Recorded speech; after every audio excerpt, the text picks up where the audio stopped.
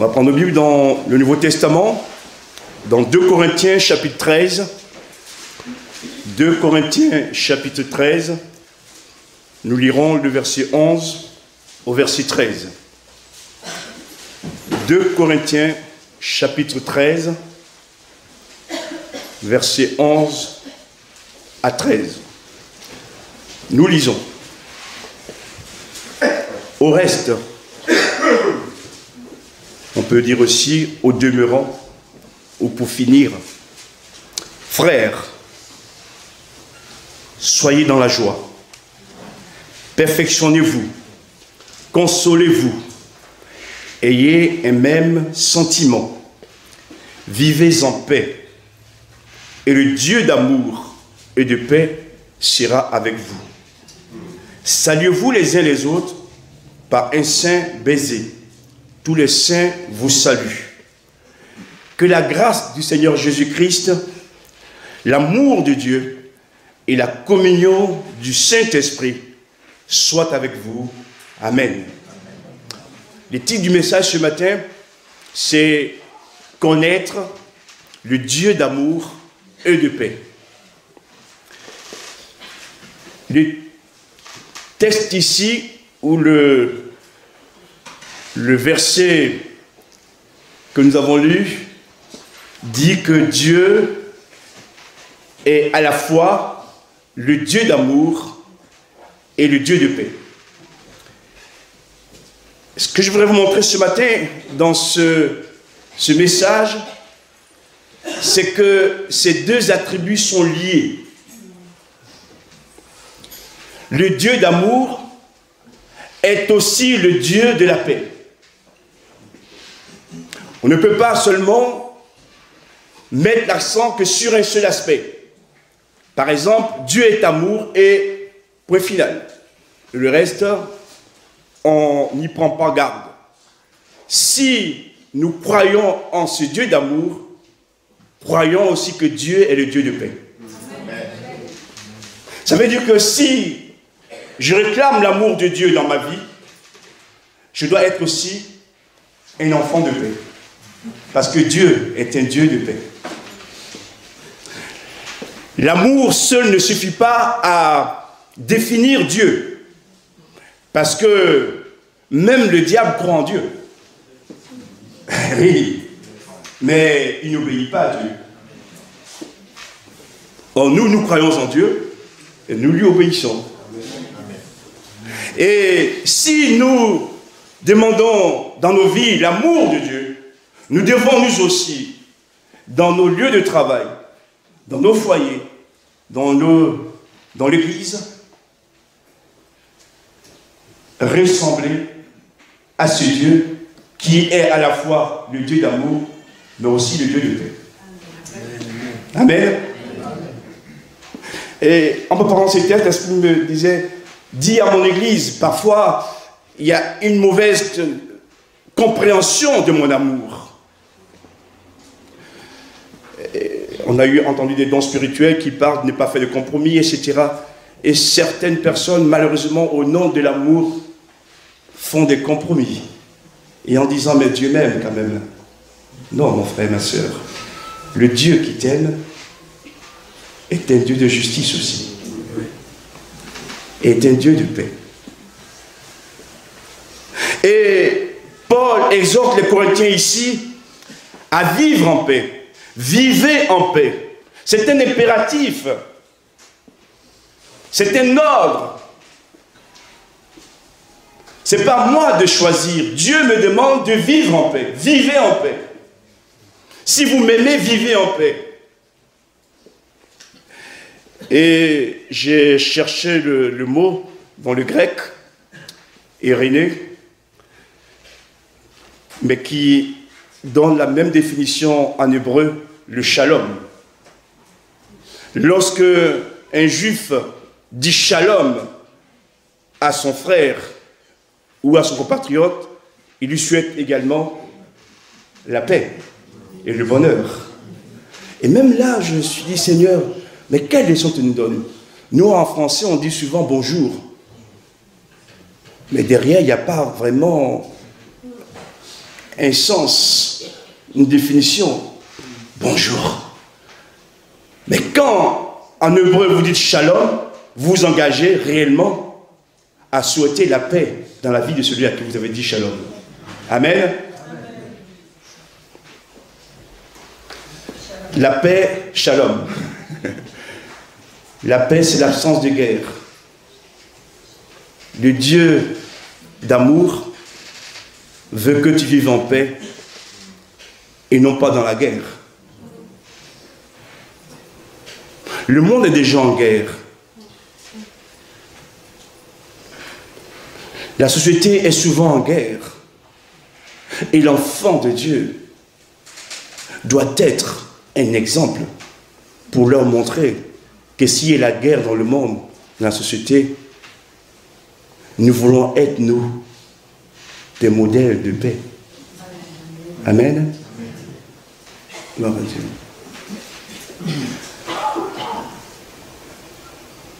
Vous avez vu, lorsque Pierre a sorti l'épée pour couper l'oreille du serviteur, du sacrificateur, qu'est-ce que Jésus lui dit? Rentre ton épée. Et Jésus veut lui dire ici, on n'est pas dans le même combat qu'eux.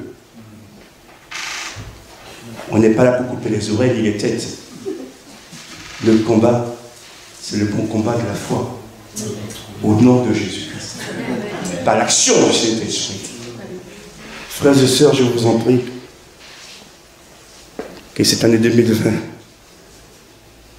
soit une année où nous cessons les guerres pour être véritablement des enfants de paix.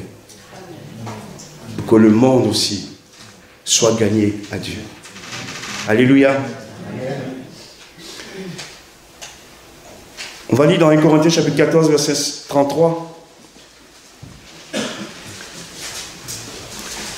1 Corinthiens 14, 33. Là aussi l'apôtre Paul donne une définition de Dieu. Et il dit ceci. Car Dieu n'est pas un Dieu de désordre, mais de paix. Autrement dit, l'absence de paix est appelée désordre.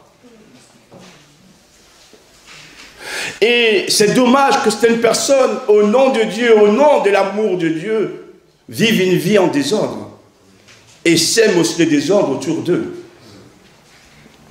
Mon frère, ma soeur, c'est parce que Dieu t'apprend. Si tu aimes Dieu, tu ne dois plus être un enfant qui occasionne le désordre. Et parce que Dieu lui-même est contre le désordre. Regardez les planètes, il y a un ordre. Regardez la nature, il y a un ordre. Regardez même les familles, il y a un ordre. Le père, la mère, l'enfant. Et là où il n'y a plus d'ordre, c'est le chaos. Mais qui aime le chaos? C'est le diable. Quand Dieu a créé Adam et Ève, il les a mis dans un ordre, dans un grand jardin. Qui est venu créer le chaos? C'est le serpent.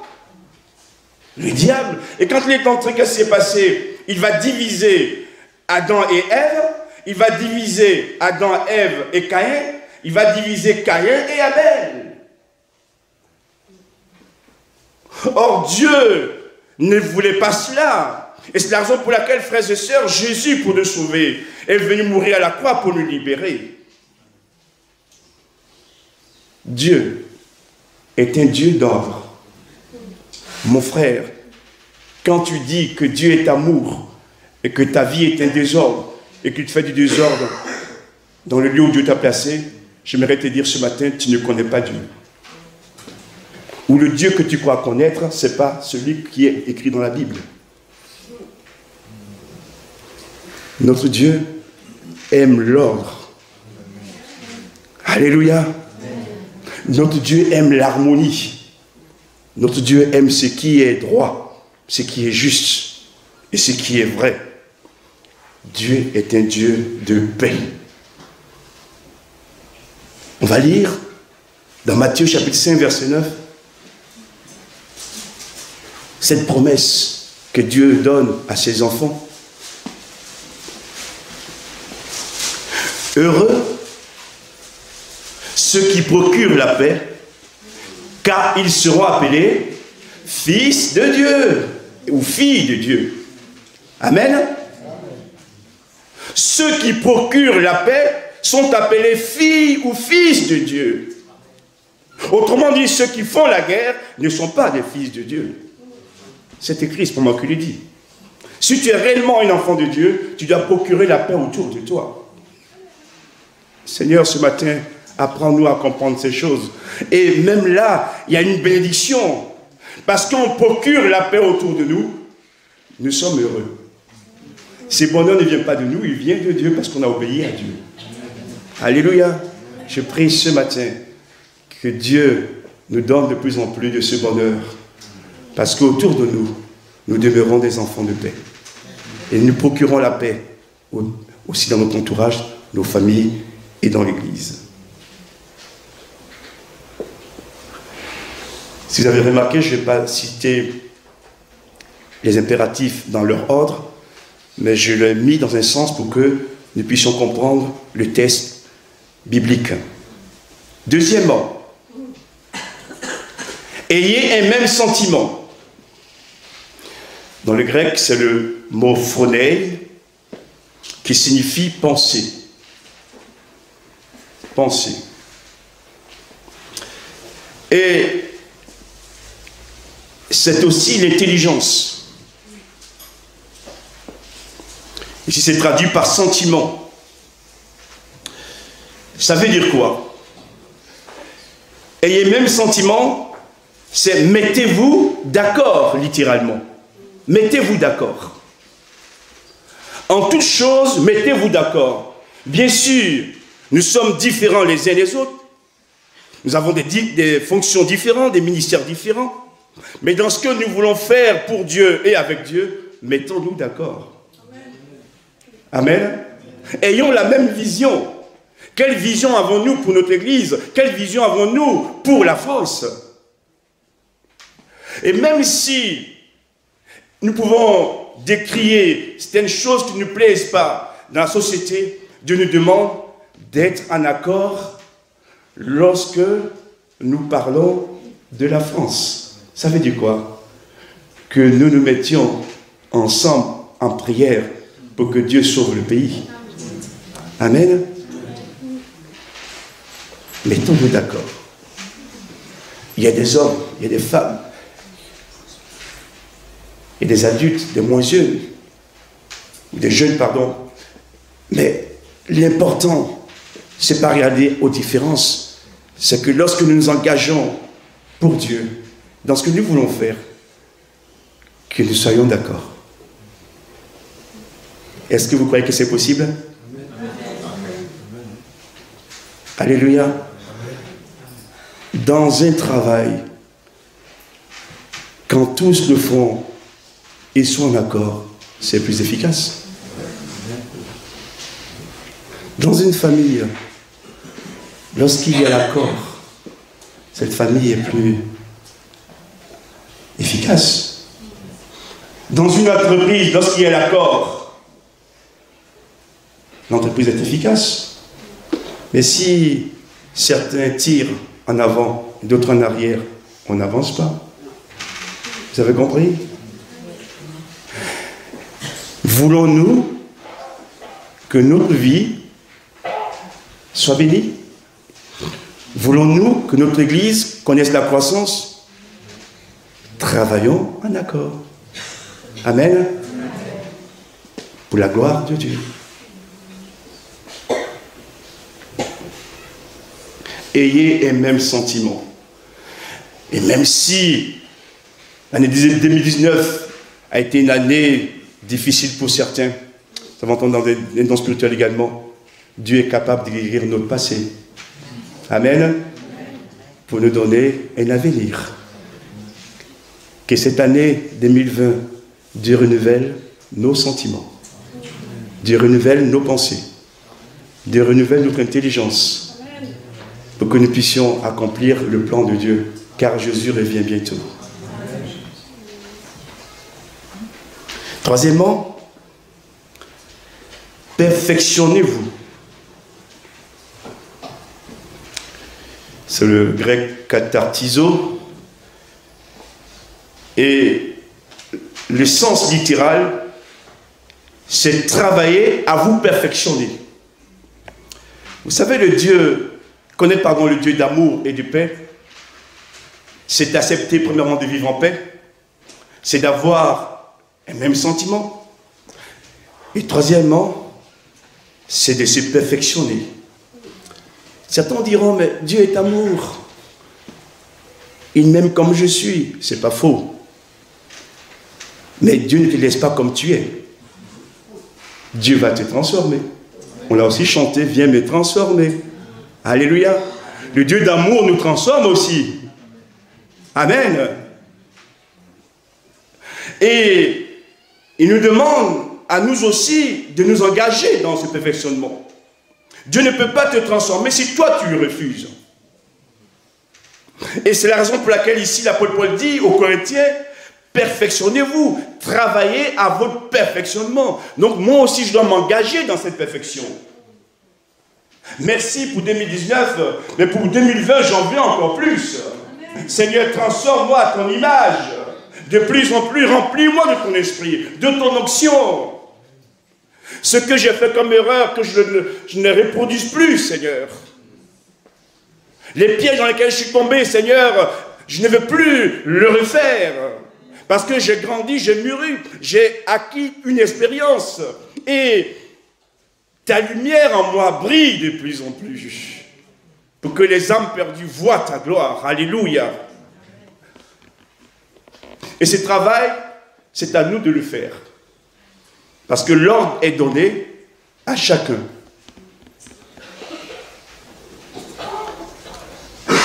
Peut-on venir à l'église et passer son temps à critiquer? Il y a un problème là. Il y a un problème. Mon frère, je lui donne des conseils. Reste chez toi. Parce qu'on ne joue pas avec Dieu. Tu joues un jeu dangereux pour ta vie. Après, ne t'étonne pas qu'il n'y a pas de bénédiction dans ta vie. Parce que ici, dans ce lieu, le plus grand, il est invisible. Il s'appelle Jésus. Il voit tout. Il sait tout.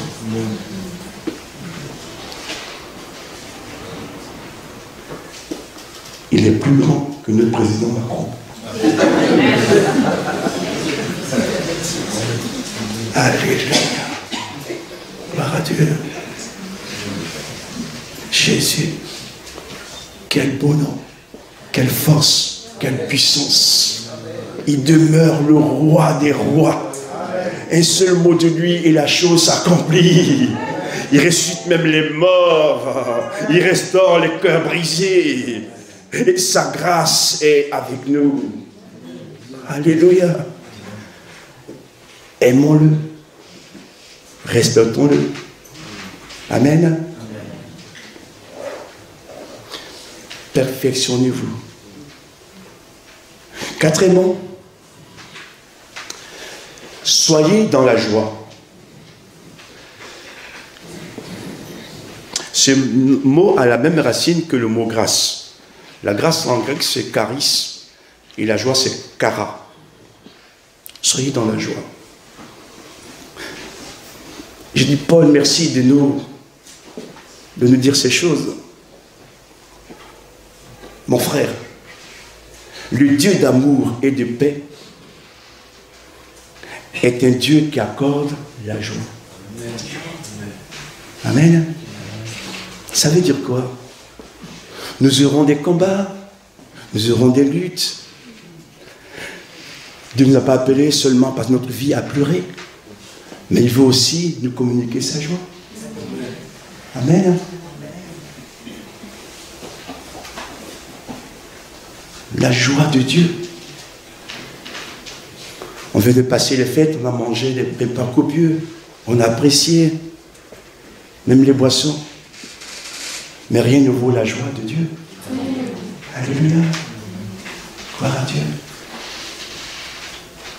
Seigneur, montre-nous ce matin que nous voulons aussi montrer au monde qu'avec toi se trouve la vraie joie.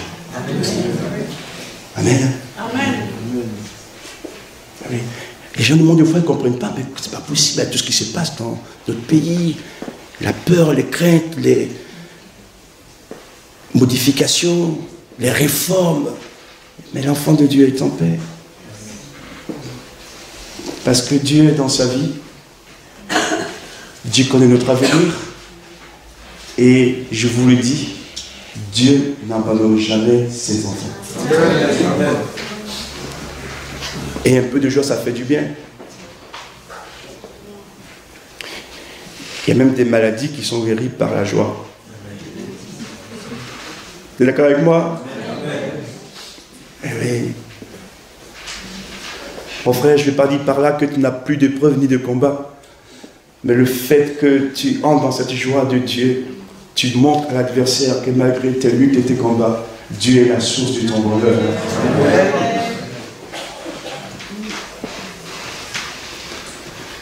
Soyez dans la joie. Cinquièmement, pour finir cette partie, il dira consolez-vous. Tout se tient dans ce texte. Ça veut dire quoi? Que l'enfant de Dieu peut aussi avoir des problèmes. L'enfant de Dieu peut aussi avoir des épreuves. C'est pas parce que j'ai la foi en Jésus, je connais Jésus, que je suis épargné de ces choses. Et quand cela arrive, qu'est-ce qu'il dit? Consolez-vous.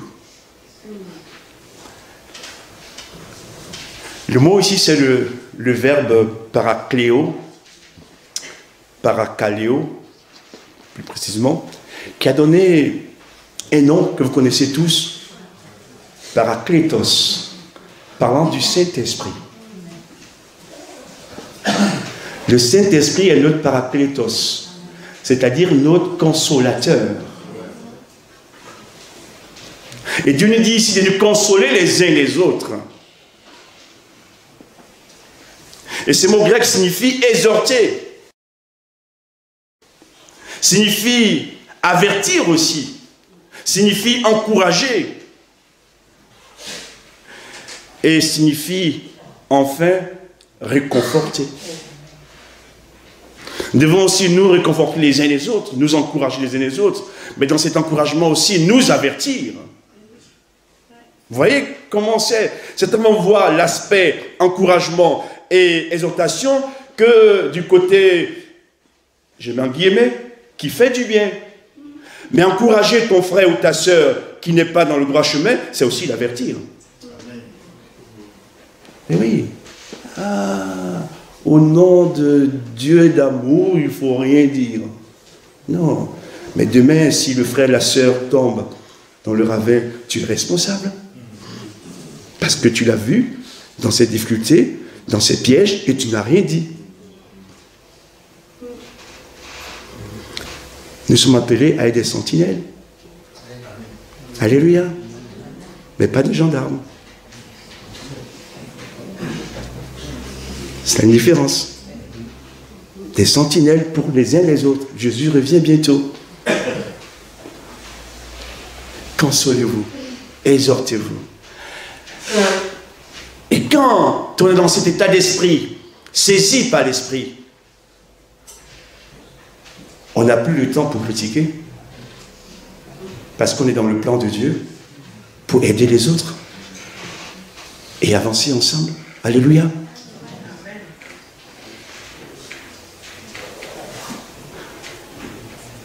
C'est écrit encore, vivez en paix, et le Dieu de paix sera avec vous.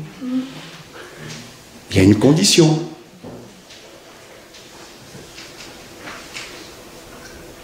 vivez en paix, et conjonction de coordination, et le Dieu de paix sera avec vous. Donc si je vis en guerre, le Dieu de paix ne sera pas avec moi. Eh oui. Si je vis en désordre, non, je peux bien crier, etc. Dieu n'agira pas. Dieu a des principes bibliques. Et ce matin, j'aurais pu aussi les tituler les principes de la croissance ou de la vie spirituelle. Il y a des principes.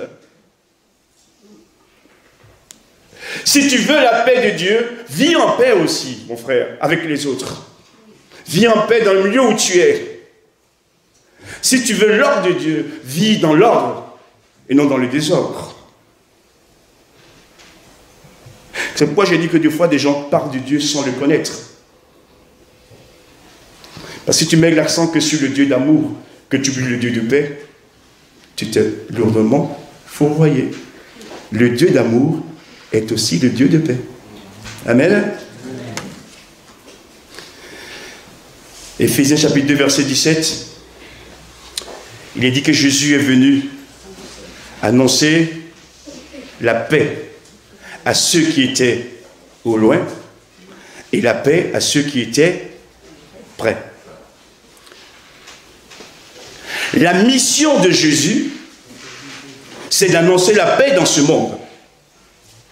C'est d'annoncer la paix à l'humanité. Bien sûr, Jésus est Dieu, mais son message principal, c'est la paix. D'ailleurs, la bonne nouvelle, c'était une bonne nouvelle de paix. C'est que Dieu a réconcilié les hommes avec lui par Jésus-Christ. Amen. Et oui, et nous étions en guerre contre Dieu. Et Dieu est venu nous sauver en donnant son Fils Jésus-Christ. C'est ça l'évangile. Et c'est ça l'Église. L'Église, c'est des hommes perdus, des femmes perdues que Dieu a sauvés et qu'il a illuminés, éclairés, à qui il a mis son esprit. Et désormais, les membres de l'Église peuvent parler à Dieu sans craindre d'être foudroyés parce que en Jésus-Christ, Dieu a fait la paix avec nous. Amen. C'est un miracle, ça. Et ces messages de paix, nous devons aussi le véhiculer autour de nous. Parce que, qu'est-ce qu'un monde où on se souhaite les vœux? Et d'ailleurs, lors du réveillon, nous avons mangé à table avec, avec un couple, il y avait plusieurs personnes également, mais sur une autre table, il y avait un couple, et leur enfant nous a dit ceci: on vient de changer l'année, on est passé en 2020, mais pour moi, je ne vois pas le changement. Je me rappelle des enfants. Ses parents étaient là, et nous, on se regardait. Il dit, je ne vois pas le changement. Mais il a tout dit. Et puis, si on change que les numéros ou les chiffres pour être se connaître, il n'y a pas de changement. Et c'est vrai, au moment où on passe en 2020, le lui est toujours pareil, on est toujours pareil, et lui, l'enfant, il ne comprend pas. Seigneur, éclaire-le, bénis-le. Il fait partie des enfants de l'école dimanche, que Dieu le bénisse. Frères et sœurs, le changement, ce n'est pas le chiffre. Le changement, c'est notre communion avec Dieu. Amen. Les salutations. Je termine bientôt. Il parle des salutations. Dans l'église, on doit se saluer. Les salutations font partie de la bonne éducation. Et qu'est-ce qu'il nous dit ici? Saluez-vous les uns les autres par un saint baiser. Quand je salue, je manifeste mon affection vis-à-vis du frère ou de la sœur, n'est-ce pas? Quand je boude, je ne salue pas. Et j'essaie de ne pas me retrouver avec tel frère ou telle sœur ça n'existe pas ici, vous savez. Non. Et puis, quand je ne veux pas voir le pasteur, je sors par la sorte de sortie, comme ça. Non. Saluez-vous les uns les autres. Tu n'as pas fait des kilomètres pour venir à l'église et puis fuir tes frères. Non. Ou tes sœurs. Et il dira ceci, une précision, par un saint baiser. S-A-I-N-T. J'ai dit, Seigneur, mais tu sais nous parler. Il ne dit même pas un saint baiser, S-A-I-N. Mais un saint baiser, S-A-I-N-T. Ça veut dire que ce n'est pas le physique, comment tu es habillé qui importe. Mais ce qui est dans ton intérieur, quand tu vas saluer le frère ou la sœur, qu'il sorte de toi une pureté, qu'il sorte de toi une franchise, qu'il sorte de toi une transparence. Ne sois pas hypocrite parce que Dieu veut des saints baisers. Alléluia. Et parce que tu donnes un saint baiser à ton frère, lui te donnera aussi un saint baiser. Et tous les deux, vous êtes dans l'atmosphère de l'esprit. Et Dieu alors peut agir. Imaginez-vous, frères et sœurs, qu'ici, tous ceux qui sont rassemblés, nous nous donnions des saints baisers dans l'esprit de Dieu. Mais nos réunions, nos cultes, c'est autre chose. Parce qu'il n'y a pas de ténèbres. Entre nous, c'est la lumière. Et l'ennemi a peur de la lumière. Il a peur de ce qui est saint, ce qui est vrai. Et Dieu fait son œuvre, que son nom soit béni. Je vais conclure. Que la grâce du Seigneur soit avec certains, soit avec tous. Là encore, personne n'est oublié, personne n'est mis à l'écart, du plus grand au plus petit, du plus riche au moins riche. Que la grâce du Seigneur Jésus-Christ soit avec vous tous. Amen.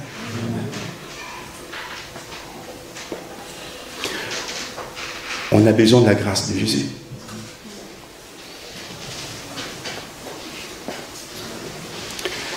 La grâce, c'est le don de Dieu qui ouvre à tous les autres dons. La grâce, c'est la faveur de Dieu. C'est la bienveillance de Dieu. Que cette année encore, nous soyons tous sous le bénéfice de la grâce de Dieu. Amen.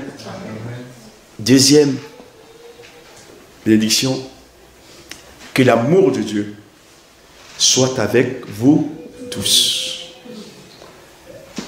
L'amour de Dieu. C'est l'amour agapé.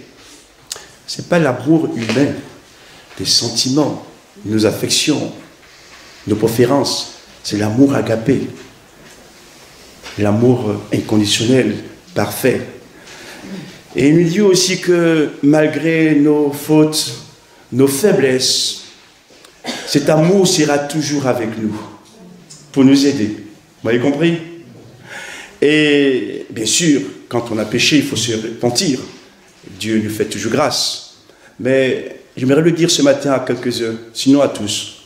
Dans tes combats, tes luttes, tes épreuves, n'oublie jamais que si tu ne comprends pas toujours tout ce qui se passe, Dieu t'aime toujours. Amen. Et Dieu est avec toi. Je termine. Troisième bénédiction. Que la communion du Saint-Esprit soit avec vous tous. Et quand vous remarquez ici le texte, il est question d'abord de la grâce. On aurait pu dire d'abord que l'amour de Dieu soit avec vous. Mais il commence par la grâce. Je vous livre un secret ou une révélation. Il aurait dû commencer par Dieu d'abord, le Dieu d'amour. Mais ici, il veut nous dire quoi? Que pour atteindre le Dieu d'amour, il faut que tu passes d'abord dans la grâce. Wow. Ça veut dire que même si Dieu est amour, si tu n'as pas bénéficié de sa grâce, tu ne peux pas être dans la joie, la paix, etc. C'est la grâce qui nous ouvre les portes de toutes les bénédictions. Amen. Et alors on peut pleinement bénéficier de l'amour de Dieu. Et enfin, la communion du Saint-Esprit. Il faut aussi une communion. Il y a la grâce, il y a l'amour, mais la communion. Vous avez des gens qui parlent de l'amour et qui s'isolent. Et qui vivent à l'écart. C'est pas ça. Il faut qu'il y ait la communion avec l'Esprit. Il faut qu'il y ait l'amour de Dieu. Et pour l'amour de Dieu, je dois, au niveau de mes relations avec les frères et les sœurs, laisser Jésus passer en premier. Quand Jésus est en premier, alors c'est pas moi qui décide, c'est lui qui décide pour moi. Je lui ai dit ce matin quand je venais, je voulais qu'on passe ce culte dans l'adoration, dans la louange. Mais à un moment donné, au niveau des chants et l'onction qui était là, l'Esprit me dit, il y a des personnes qui sont malades que je vais guérir. Mais le maître, c'est pas moi, c'est Jésus. Et j'ai prié pour ces malades. Alléluia. C'est ça aussi, être dans la communion au Saint-Esprit. Cette communion qui nous permet de ne pas faire les choses par nous-mêmes, mais que ce soit lui qui nous aide à comprendre et à grandir. La grâce, l'amour et la communion vont ensemble. Dieu le Père, le Seigneur Jésus-Christ et le Saint-Esprit sont toujours unis et agissent ensemble pour nous bénir. Je termine. Tous les ans, Dieu le Père, Dieu le Fils, Dieu le Saint-Esprit sont toujours unis. Tous les ans. Et le changement d'année ne modifie en rien leur relation. Là où des fois, nous, les années modifient nos relations. Entre Dieu le Père et le Fils et Saint-Esprit, les années changent, mais leur relation est toujours égale à elle-même. Elle est toujours pareille. Seigneur, ce matin, apprends-nous ces choses et que nous puissions grandir. Et j'écris ceci, aucune variation physique, aucune variation temporelle, aucune variation spirituelle ne peut corrompre leur unité. Quel message! Que le Dieu d'amour et de paix nous affranchisse ce matin et nous bénisse ensemble. Amen. Amen. Merci pour ta parole. Merci encore de nous enseigner parce que tu parles pour nous aider à grandir, à mieux te comprendre aussi. Ce matin, je te rends grâce parce que tu es là pour nous aider afin que, Seigneur, nous prenions les bonnes positions. Et ce matin, mon désir, c'est que nous voulons en effet louer le Dieu d'amour, mais aussi louer le Dieu de paix. Et être aussi des enfants de paix, Seigneur, autour de nous. Aide-nous, Seigneur, à comprendre ces réalités, afin de grandir et de faire ta volonté. Ce matin, Seigneur, cette année, elle est encore une année où nous croyons que tu vas nous transformer. Amen. Tu vas nous changer. Tu vas nous aider à entrer pleinement dans notre destinée. Merci pour chacun de nous. Merci pour le lien fraternel. Merci également pour le salut des âmes. Seigneur, que dans ce monde qui périt, nous soyons des enfants de paix et de lumière pour que ces âmes soient sauvées au nom de Jésus. Ce matin, je donne gloire à ton nom et que tu sois encore et pour toujours le roi sur le trône. Amen. Dieu soit béni.